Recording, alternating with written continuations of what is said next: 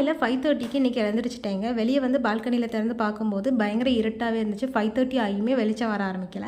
ஒரு 6:30 போலவே ஓரளவுக்கு வெளிச்சம் வர ஆரம்பிச்சிருச்சு. நல்ல பனி, பயங்கரமாக பனியும் விழ ஆரம்பிச்சிருச்சுங்க. அந்த வியூ பார்க்குறதுக்கு ரொம்ப நல்லாவே இருந்துச்சு. நான் எப்போவுமே நைட்டு தூங்குறதுக்கு முன்னாலே கவுண்டர் டாப் எல்லாமே க்ளீன் பண்ணி, பாத்திரம் எல்லாமே க்ளீன் பண்ணி வச்சுட்டு தான் தூங்குவேன். ஏன் அப்படின்னா அடுத்த நாள் காலையில் நம்ம எழுந்துச்சு வேலை செய்யும்போது கொஞ்சம் ஈஸியாகவே இருக்கும். நேற்றுக்கு போட்டிருந்த வீடியோவில் சொல்லியிருந்திருப்பேன், நாளைக்கு புதுசாக ஒரு பிஸ்னஸ் ஸ்டார்ட் பண்ண போகிறேன் அப்படின்ட்டு. அது வேறு எதுவும் இல்லைங்க, சின்ன வெங்காயத்தில் வந்து தாளிப்பு வடகம் தாங்க செய்ய போகிறேன். அதுவுமே என்னோடய பாட்டி காலத்தில் எப்படி பண்ணுவாங்களோ அந்த மெத்தடில் தாங்க செய்ய போகிறேன். இந்த தாளிப்பு வடகத்துக்கு வந்து நிறைய பொருள் சேர்த்து ஸ்டெப் பை ஸ்டெப்பாக தான் பண்ண போகிறேன். இது வந்து கொஞ்சம் டைம் எடுக்கும் இது பண்ணுறதுக்கு. இதை பாதி செஞ்சு முடிச்சுட்டு அதுக்கப்புறம் பாப்பாவுக்கு லஞ்சுமே ப்ரிப்பேர் பண்ண ஆரம்பிச்சிட்டேன். லஞ்சுக்கு வந்து இன்றைக்கி ரசம் சாதம், உருளைக்கிழங்கு பொரியல், ஸ்நாக்ஸுக்கு ஆப்பிளுங்க. இவ்வளோ தான் இன்றைக்கி பாப்பாவுக்கு லஞ்சுக்கு கொடுத்து விட்றேன்.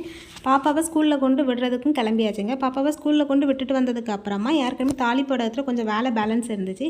அதையுமே செஞ்சு முடித்து அதை கம்ப்ளீட்டாக அரேஞ்ச் பண்ணி நல்லா வெயிலில் வைக்கணுங்க. அப்போ தான் இது வந்து நல்லா காய தான் இந்த வடகம் வந்து நமக்கு ரெடி ஆகுங்க. அதனால் இதை வெயிலையுமே கொண்டு வைக்கிறதுக்கான ப்ராப்பரான வேலையுமே செய்ய ஆரம்பித்தாச்சு.